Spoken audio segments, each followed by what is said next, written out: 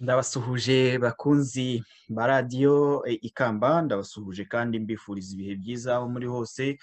Ndasuhuza abanyarwanda aho muherereye hose mu byiciro byanyu uko bingana, abato, abakuru, n'abasaza n'abakecuru, mukomere cyane. Muri kumwe nanjye Jean Paul Ntagara ubatashya.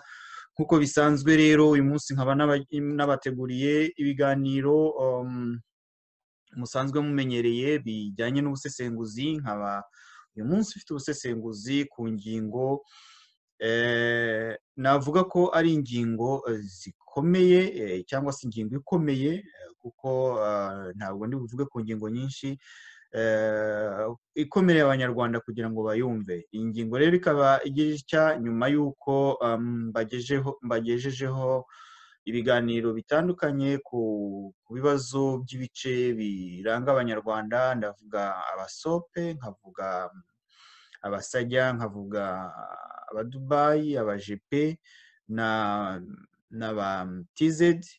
Ibibazo rero byakomeje kuzamuka, buri muntu wese anyandikira, buri muntu wese ampamagara ambwira ati Jean Paul, hari icyo nshaka kuvuga, hari icyo nshaka ko utuganiriza. Uyu munsi rero ntabwo ndi bujye gusobanura cyane ibyo byiciro. Icyiciro cy'abasope nicyo naherukirijeho mu biganiro byanjye, nkaba nzakomeza utaha mbagezaho abasajya, abadubayi, abatizedi n'abajepe, uko bahagaze mu byiciro byabo, uko bari bameze icyo gihe nyine duhabwa amazina y'abasope, n'igihe n'uko bihagaze ubu ngubu. Uyu munsi ahubwo nkaba ndi buganire ku cyo abantu basabye kubaganirizaho, cyerekeranye no kuvuga ngo ese nyuma yo kubona icyo cyiciro cy'abasope, nyuma yo kubona ibyiciro by'abasajya, ese ubona ikibazo ubu ngubu giteye gite, cyane cyane kwigabana cyangwa se ku gupfa ubutegetsi mu gihugu? Kuko aho ni naho ruzingiye, aho ni naho ikibazo kiri cyane, aho abantu bibaza bati ese ko tubona ibyo byiciro, ababicamo, ababigabanya bakaba bashaka kugumana ubutegetsi, hanyuma bizagenda bite?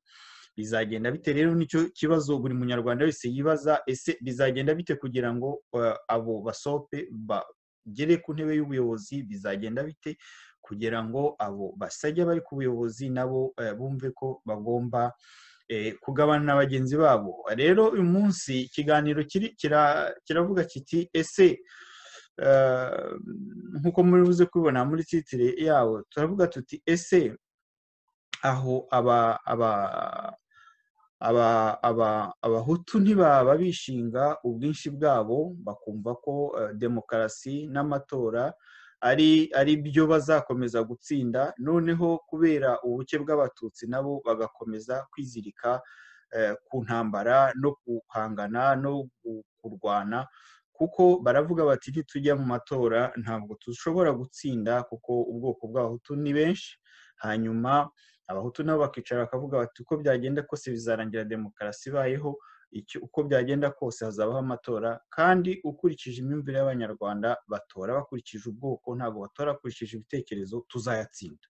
Ibyo rero bikaba bituma igice cy'abatutsi nacyo kitagira ubwisanzure, nacyo kikavuga kiti murabizi uko bimeze, tugiye noneho kwegura intwaro kugira ngo natwe twizirike ku butegetsi dukoresheje intwaro. Niko bimeze ubu ngubu. Igice gitoya, igice cy'abatutsi nicyo gifite ubutegetsi, abatutsi n'abatari bose, ni igice gitoya, cyane cyane nyine abasajya, abatutsi bavuye hanze baturutse i Bugande, abo akaba aribo bayoboye u Rwanda, bakaba baruyoboje imbunda, baruyoboje inkoni, baruyoboje imbaraga, hanyuma rero bakayoboza cya gice kindi gisigaye cy'abanyarwanda, yaba abatutsi bari mu gihugu n'abahutu ku ngufu.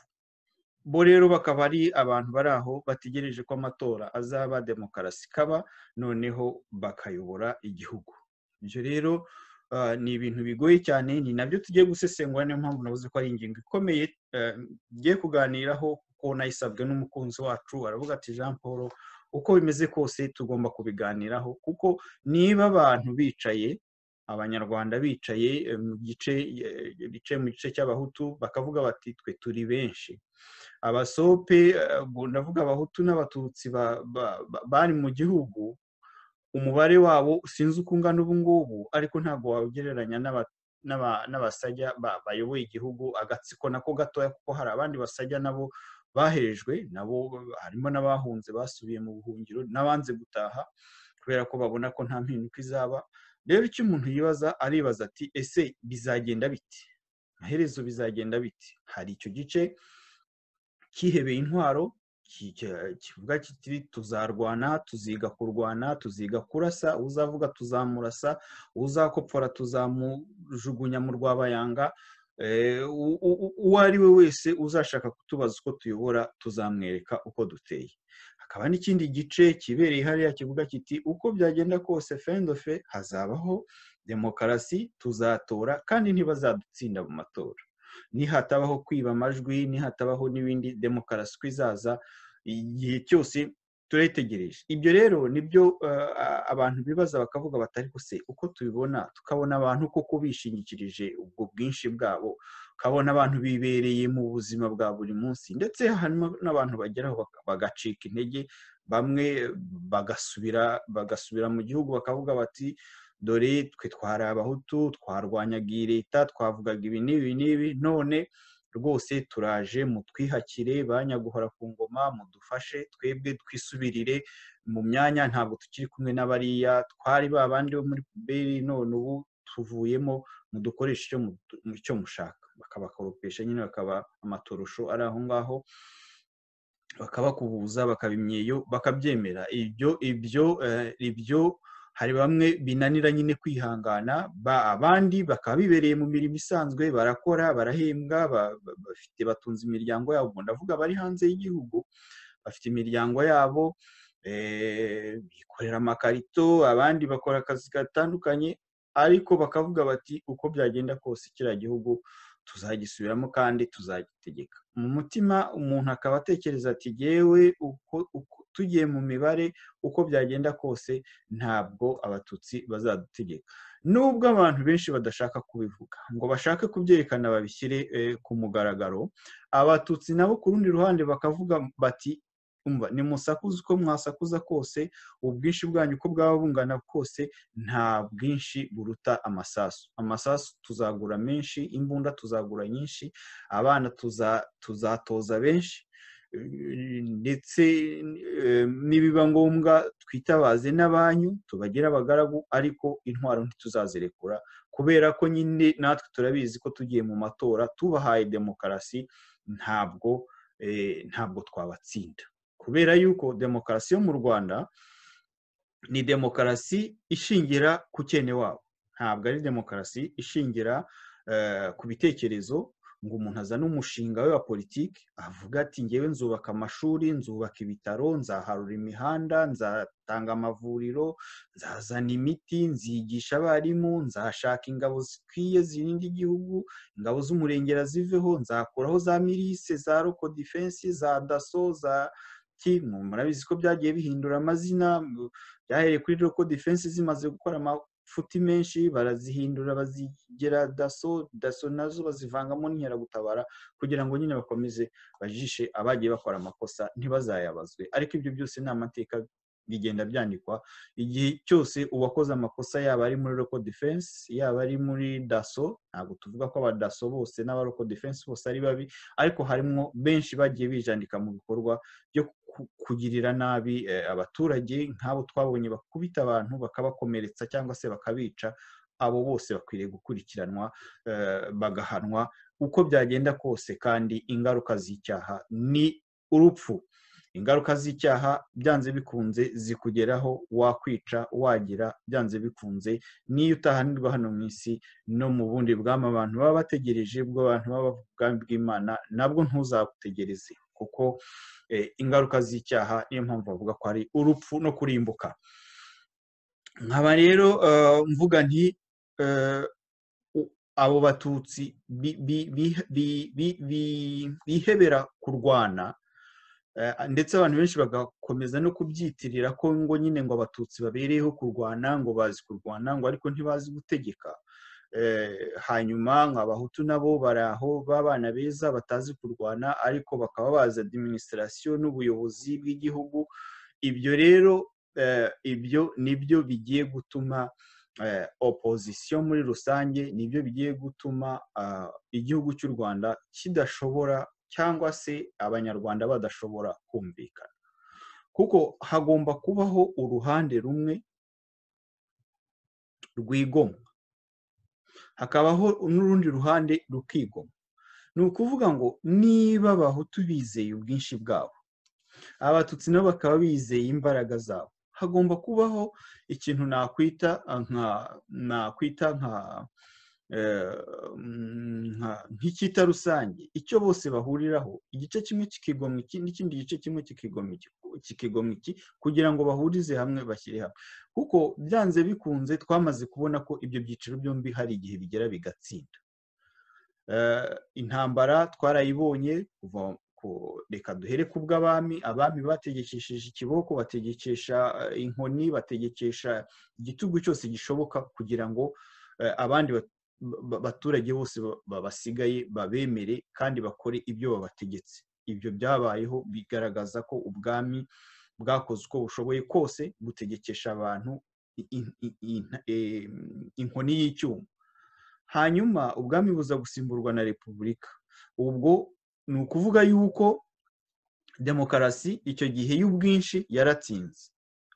Bwa bwami bwari agatsiko k'abatutsi bakeya batsindwa n'abaturage benshi b'abahutu, nubwo mu baharaniye demokarasi, baharaniye ubwigenge, bwaharaniye kwibohoza, n'abatutsi bari barimo bakeya, batari bari ku butegetsi, nyine batari bari ku bwami, ariko abagize imbaraga nyinshi mu gusunika ubwo butegetsi ni abahutu, byensire nyine bafashijwe n'ibindi bihugu nabyo bitashakaga ko u Rwanda rwigenga, cyane cyane ko abatutsi bari bahagurukiye gusaba ubwigenge, ndavuga duhereye ku mwami Rudahigwa. Ibyo rero ni amateka yacu. Abatutsi rero mu gihe baba bavuze bati twebwe dufite intwaro, tuzi kurwana nk'uko abantu babivuga, twaritoje, imbunda twaraziguze. Ubwo naringeze aho mvuga nti demokarasi nayo byagaragaye ko ishobora gutsinda mu gihe haba habonetse abantu bafasha bagafasha cya gice kugira ngo kibashe, cya gice kidafite intwaro kugira ngo kibashe kwigaranzura igice gifite intwaro. Twarabibonye muri 59 birazamuka 63. Ni demokarasi yagiye irangwamwo imvururu, ariko byanze bikunze yiswe demokarasi kuko ubwinshi bw'abantu bwagaragaje icyo butekereza gitandukanye n'icyo abakeya batekerezaga. nubwo ngewe ntemera ko burya ubwinshi bw'abantu aribwo bugaragaza icyiza cyagombaga gukorwa. Jenoside yabaye mu Rwanda yarabitugaragarije, ibyo abantu benshi batekerezaga ntabwo aribyo byari byiza, cyangwa se ubu biriho mu Rwanda ibyo abantu benshi bagaragaza ko aribyo batekereza siko bimeze, aho abantu bikorera ibiseke ngo bategekwa kwikorera ibiseke, abantu bakabishingira bavuga bati demokarasi yabaye, abantu basabye ko Kagame yongera akiyamamaza, ibiseke bigatambuka, Kagame agahindura itegeko nshinga, kandi handitse mu itegeko nshinga ke ano kenka ingingo y'101 idashobora guhinduka. Ibyo rero byarabaye nyine, niyo demokarasi nayo turayibona ko ubwinshi bw'abantu byanze bikunze hari igihe nabwo butsinda, uko byaba binyuzemo uko ariko kose. Ni kimwe n'iriya ntambara nayo n'abarwana nabo uko inzira byose binyuramo, ariko bigera aho ngaho ya ntambara abantu bagatsinda bagafata ubutegetsi. Rero hari assurance, hari ibintu abantu benshi bakwiriye kwibaza bati ese dukomeze dutegereze ko ubwinshi bw'abanyarwanda, baba abahutu cyangwa abatutsi barenganywa, baba abasepe bari mu gihugu barengana, bazageraho bakishyira hamwe bagahaguruka bagakoresha masse yabo bakajya gusunika nk'uko byageze muri 59 kariya gatsiko kari ku butegetsi? Urwo ni uruhande rumwe. None se abari ku butegetsi nabo b'abatutsi bafite intwaro, bize kurwana, baguze ibitwaro bakarunda mu misozi, bagapfumura, bagataba, ibindi bakajyana mu mazi, ibindi bakajyana mu birunga, ibindi bakajyana muri Nyungwe, ibindi bakajyana mu Kagera, ubu bikaba bishingitse amenyo biri hariya ngo bitegereje ngo n'isazi itamba bakayihanuza ngo imbunda iremereye cyane, bitegereje n'abana biga muri za primaire ngo bazakubitisha imbunda ziremereye kubera ingengabitekerezo, ngo bafite ingengabitekerezo. Ibyo ni Kabarebe wabivuze, ntimubimbaze. Nabo dutegereze yuko bazakomeza gufata ubutegetsi, gafata igihugu bakakirindisha imbunda kugeza ryari? Aho niho hari impande ebyiri abanyarwanda dukwiriye kwibaza. Uruhande rwa mbere ni urwo maze kuvuga, uruhande rwa kabiri ni urwo nanone nsorejeho. Rwa mbere ni urw'abenshi bari hariya bavuga bati byanze bikunze demokarasi izatsinda, tujye mu matora dutsinde bariya abantu. Abandi nabo bakavuga bati byanze bikunze mu matora niyo demokarasi ntibizigera biva, dufite imbunda, ntawe uzadukura ku butegetsi. Ibyo kandi biranababaje kuko hari abantu bari muri opposition hanze y'igihugu batekereza bati twebwe ntabwo tuzajya mu mpinduramatwara zo guhangana no kuvuga amagambo, twebwe tuzashaka uko dushoboye dushyireho agaco kacu k'abasirikare, dushyireho intambara, tujye kurwana, turebe ko twabohoza ubutegetsi. Ibyo ni byiza, ariko kubikora nanone kubera ko ngo ari byo ubona bitsinda, nta bushobozi ubifitiye, nta mbaraga ufite zo gukora ibyo bintu, nabyo ni ukwiyahura. Kuko njye nahitamo kuvuga gusa mu gihe nzi neza ko ningenda ndi bupfe, kuko iyo upfuye ntabwo abantu baba baprofise icyo bagombaga kubamarira. Ariko iyo hari byibura unavuga, bifasha abantu no kumva ko bavuganira. Hakaza rero ni cya gice kiri aho ngaho cy'abahutu bavanze n'abatutsi bakeya baticaye ku butegetsi, bo bavuga bati tuzatora uko byagenda kose, byanze bikunze demokarasi izagera hize dutore, kandi bariya ntibazadutsinda. Hakwiriye rero gukorwa iki? Hakwiriye gukorwa iki kugira ngo ibyo byiciro byose byicare bihure, ntituzagere fenomene nk'izo twabonye muri 59, ntituzagere fenomene nk'iyo twabonye muri 94, aho abantu bicara ku butegetsi ariko bakicara hejuru y'imirambo, bakicara hejuru y'amaraso, inzu zose zuzuye imirambo, igihugu gitemba amaraso, warangiza ukicara ku ntebe y'ubutegetsi ukabyina intsinzi, ukaririmba intsinzi, ukayirya, ukayishima, ukayiraramo, ukayiyorosa, ukayibyukeramo. Hakenewe ko abanyarwanda bari mu bwoko navuga ko bwa nyamwinshi, atari nka ya yindi, ariko nyamwinshi uko abanyarwanda benshi bayisobanura. Nyamwinshi ni ijambo rusange umuntu avuga asobanura ikintu ikintu cyangwa ibintu cyangwa abantu benshi ku buryo rero utayitirira utayiha indi karifikatifu iyo ari yo yose. Rero abo banyarwanda bakeneye kwibuka neza yuko ntabwo nta nduru irwana n'ingoma. Ingero zirahari ni nyinshi. Dufate kuva muri 1994 FDLR yahunga ikajya mu mashyamba ya Kongo. Akenshi ahantu havuze FDLR abantu nibwo bakanguka uvuze FDLR kuki uyivuze?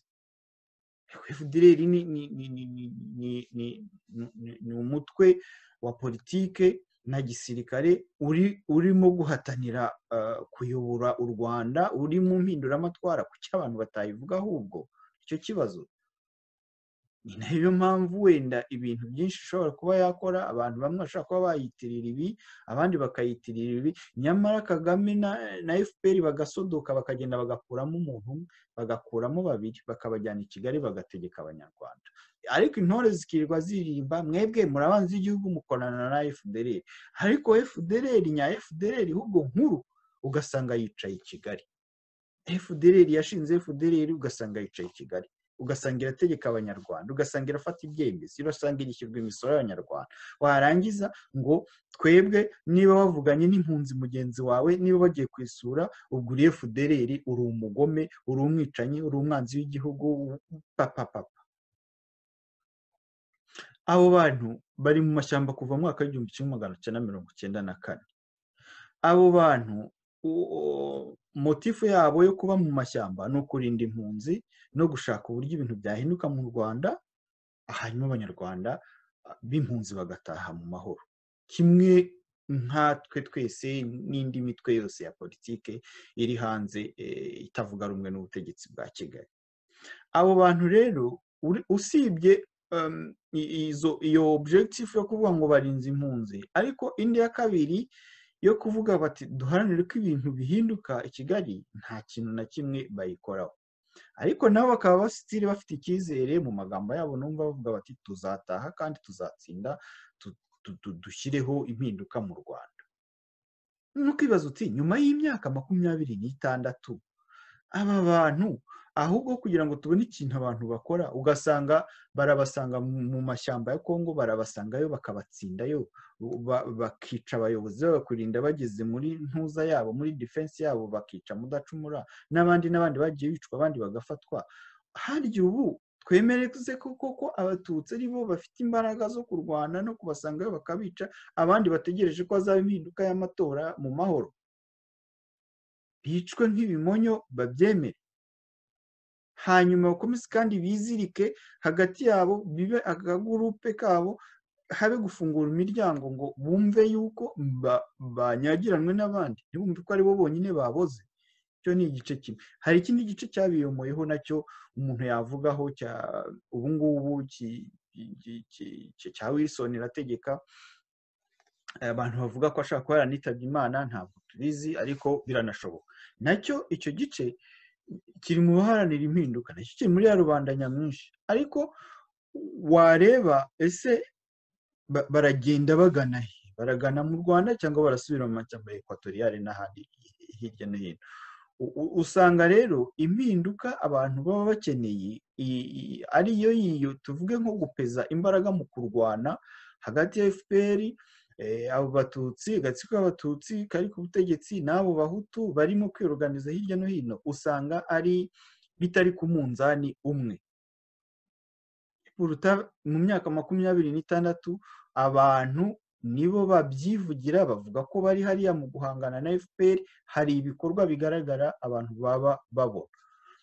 Ibyo noneho tugende tubyihorere, tujye mu mitwe ya politike. Imitwe ya politike nayo iri hanze y'igihugu kuva mu mwaka w'1990 irahari, nayo iharanira ko habaho impinduka, ubutegetsi buhinduka. Abatutsi, abahutu n'abatwa bari muri iyo mitwe itandukanye, bavuga bati imbere ya Emerenide kugera muri 1994 none Emerenide iragiye iratsinzwe FPR ifashe ubutegetsi ibaye nka ya ntare ishyize hariya iravuga iti ngaho warupyisi igabanya izi nyama impyisi iragabanya irangije ifata igipande kimwe cy'intare umwami nyir'ishyamba ifata ikindi gipande iki natwe turagenda tukigabagabana iyi ntare ibirayisimbukiye iyikuye mu ijisho iti ngaho shahu Bakame ni wowe Nyarugenge fata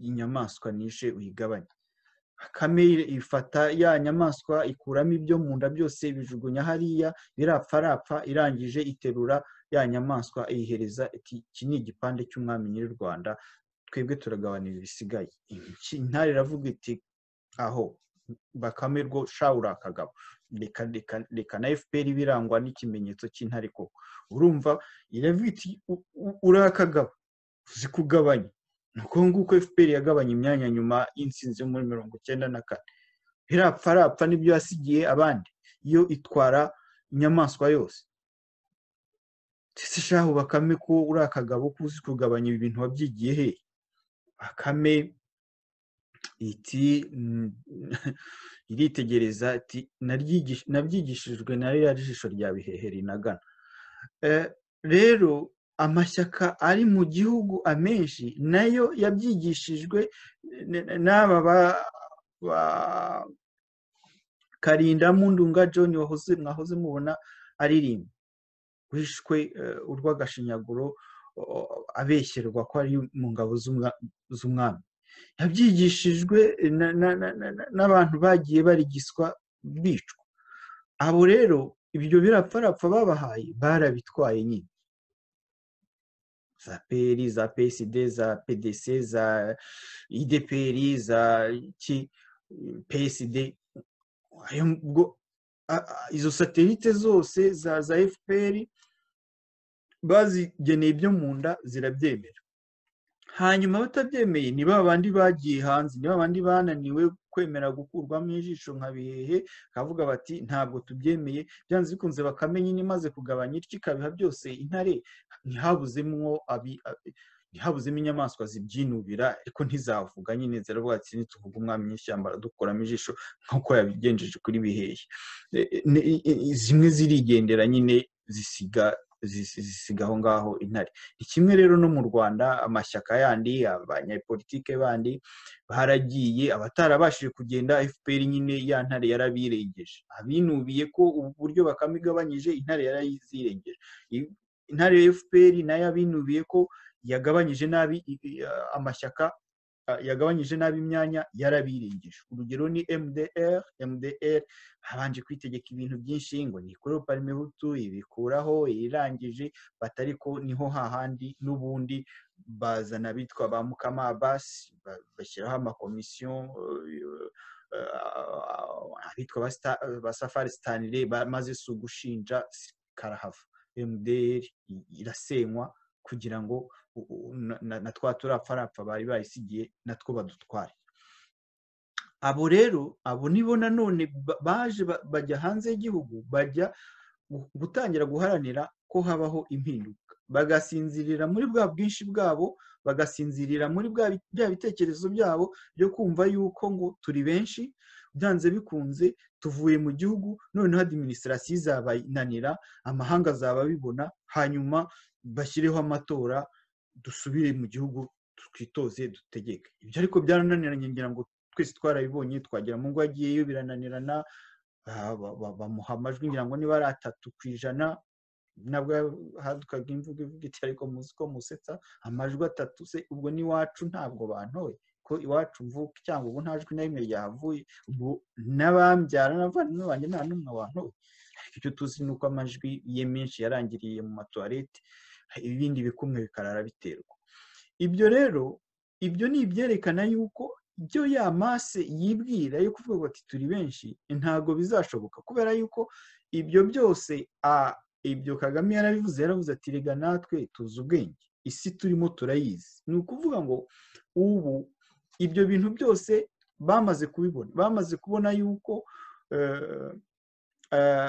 igikuru ari ukwihambira ku ntwaro, ari ukurwana no kumenya kurasa no guhamya mu cyico, ari ukumenya kurigisa abantu, ari ukumenya kugonga abantu, kubaroga, ibintu nk'ibyo bijyanye no kwica. Ariko demokarasi ntuzigere uyivuga. Hanyuma rero ya rubanda nayo ihari itegereje ko iyo demokarasi izaza, ariko demokarasi iraharanirwa. Ntabwo abaharaniye impinduka muri 59 basinziriye ngo buke bavuga bati nimuze mujye kuyobora. Yensi habayemo n'akaboko k'Ububirigi, ariko barahatanye, harimo ababizize, harimo abafunzwe, harimo abishwe kugira ngo bagere kuri iyo mpinduka.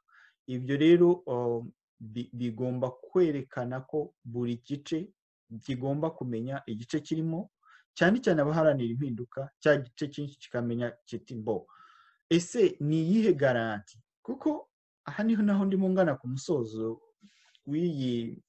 w'iki gitekerezo nahawe na mugenzi wanjye ambwira tuzadufashe mu busesenguzi. Aha niho ngana ku musozo mvuga ngo hakorwa iki kuko hari abatutsi benshi bari mu gihugu, yaba bavuye hanze, yaba bari basanzwe mu gihugu b'abasope, barambiwe.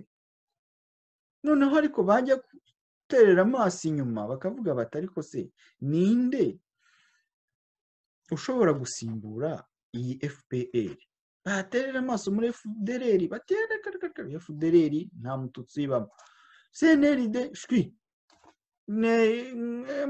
FRN shwi, ntabwo abo ngabo, kandi bikajyana na propaganda nyine ziri mu gihugu zibabwira ziti bari abantu barashaka kugaruka kurangiza umugambi w'ibyo bari baratangiye. Icyo ngicyo kikavaho, hakaza igice kindi nanone muri abo barambiwe bakavuga bati mbo noneho reka turebe mu mashyaka ari hanze ni bande noneho dushobora gufatanya, bakaba baduha icyizere ko FPR ivuyeho bashobora gukora ibitandukanye n'ibya FPR.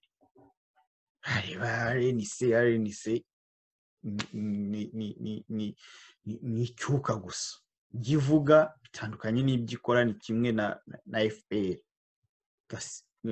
gatsinda bakomoka hamwe, bararigisa abantu, barirukana, barafunga, baragera bate bihinduye nka FPR muri opposition. Bajya mu yandi mashyaka ugasanga nta shinga ntabyo, ahubwo se opposition hari fatika ishaka kudufasha kwirukana FPR, ariko ikaduha n'icyizere cy'uko dushobora kubona ibitandukanye n'ibyo FPR yaduhaga n'ibihe, kandi tukagira icyizere cy'uko nta bindi bintu by'ubwicanyi cyangwa se kurenganya abanyarwanda bizabaho n'ibihe.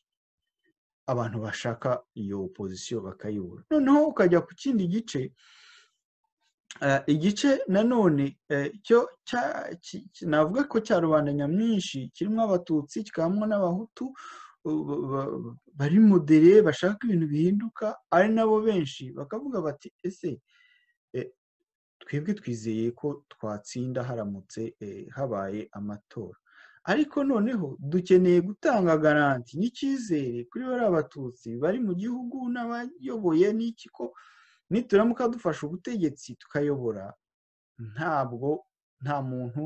ntabwo tuzasubira mu byo batwitirira by'amoko n'ingengabitekerezo ya jenoside. Aho rero niho hakwiriye kwigwaho neza. Ese ubutegetsi bushobora kugabanywa bute? Ushobora kwereka abanyarwanda ute? Kuko ibi byose tuvuga ni proje, ntabwo twicaye ku butegetsi ngo tube tuvuga ngo dore turimo kubishyira mu bikorwa. Oya, ni ukuvuga uti jyewe nindamuka mbonye ubutegetsi ndavuga opposition, dore ibyo nakora bitandukanye n'ibya FPR. Mu Burundi bagira batya bakazana agaseke k'abatutsi bakagatereka hariya, bakazana agaseke k'abahutu bakagatereka hariya, bakavuga bati mu byo twemeranye Arusha harimo ko abatutsi bazatwara imyanya 50, abahutu bagatwara imyanya 50. None aka ni agaseke k'abatutsi, aka ni agaseke k'abahutu. Ubwo ntegereje no kubona n'akabatwa, kuko n'abatwa nabo bari mu Burundi. Noneho ukibaza uti ese iyo formule yakora mu Rwanda igatanga icyizere aho umututsi azavuga ati okay, mfite abasirikare 50%, niba dufite abasirikare 10,000, usibye ko nyine kwa Kagame barenga n'ibihumbi 100, dufite abasirikare 10,000, 5,000 ni abatutsi, 5,000 ni abahutu. Ibyo bikaba biri muri porogaramu politiki ya buri shyaka, ikabyerekana ikavuga iti ntimuzagire ikibazo tugera mu Rwanda, dore uko ibintu bizagenda. Kavuga iti mu myanya y'ubutegetsi ntabwo tuzongera kujya dusanga wenda abatutsi usanga imyanya myiza ihemba neza kubera ko ni politiki ya ndi umunyarwanda, maze ntuvuge iby'amoko, wa mwana we dore uzanye ibintu byo kuvangura. Oya, ntabwo ari muri Rwanda niba hicayemo abatutsi 40%, abahutu 40%, n'abatwa 20%. Ibyo bikaba bizwi, bikaba uzi ko mu kigo runaka. Ni ingero ndimo gutanga za assurance abantu bashobora kuba batanga kugira ngo wenda abanyarwanda bumve ko haramuka hategetse Padiri Nahimana ni urugero, ibyo azakora ni uwo mushinga yavuze. Niharamuka hategetse Gilbert mwene data, ibyo azakora ni uwo mushinga avuze. Abahutu ntibazarenganywa kubera ko bafite abahagarariye, kuko abanyarwanda bemerera mu babahagarariye nubwo ntacyo baba bamariye. Kavuga ati mu badepite dufiteyo 50%, ntacyo. Itegeko ritoya rigira icyizere, ariko nubwo baba abahutu beza bize amategeko, b'abadogiteri mu mategeko bagatora itegeko ryiza, still umututsi azahora arikorogosha, rya tegeko ryatowe n'abahutu buriya niryo kurengera abahutu. Ugasanga abantu bari muri ibyo kubera ko twakuriye mu moko. Politiki ya ndi umunyarwanda nayo ije iziza nabi, izishinja ubwoko bumwe kuba ari bwo bwemeza, nko muri ndemeza ko ndi umunyarwanda, ubwoko bumwe akaba aribwo bwemeza ko ari ubunyarwanda, ubundi buraho burebera nk'abareba filime babashinja bishimye bakoma mu mashyi. Turemera ko turi abanyarwanda bande mwebwe. Ubundi ngewe iriya politiki ndi umunyarwanda iyo bayiha abanyamahanga ikajya inigishwa mu ndimi z'amahanga, kuko ntabwo ushobora kwigisha umunyarwanda ko ari umunyarwanda, ni wenyine, full stop. Ikindi ni iki, umunyarwanda ni umunyarwanda. Rero hano muri Canada tuba hari itegeko bashatse gutora, akavuga bati ariko abantu bahawe ubwenegihugu iyo babasanzemo ubuteroriste, umuntu usanga yahanuye indege yisha abantu, kubera iki tutabambura ubwo bwenegihugu tukabasubiza mu bihugu byabo? No, iryo tegeko ntabwo ryahise. Baravuze ati no, un Canadien c'est un Canadien tout court. Ntabwo umuntu ushobora kuba afite ubwenegihugu ngo umwambure ngo uko yakoze icyaha, ahubwo akurikiranwa n'iki, n'amategeko y'icyo gihugu nk'umwenegihugu wakoze amakosa. Ibyo rero no mu Rwanda nuko bimeze. Un Rwandais c'est un Rwandais tout court. Nta kindi cyo kuvuga ngo ndi umunyarwanda. Ubu urabibwira ndetse baba ari abanyamahanga wenda babonye ubwenegihugu bo bakwigishwa kuvuga ndi umunyarwanda kugira ngo berekane ko ari abanyarwanda nyabo babubonye bakwiriye. Umwanzuro rero ni ingingo ikomeye muvandimwe wampaye kuganiraho, itusha ku marangamutima y'abanyarwanda, ariko nta kundi tugomba kubivuga. ni uko buri gice kigomba kugira icyo kigomwa kugira ngo cyereke buri munyarwanda ajye mu mutuzo wo kuvuga ati haramutse hategetse uyu nagira amahoro, haramutse kandi hategetse n'uyu nagira amahoro. Ibyo rero ni imishinga yo kwigaho. Ibyo navuze mbisubiremo, ni ingero natanze.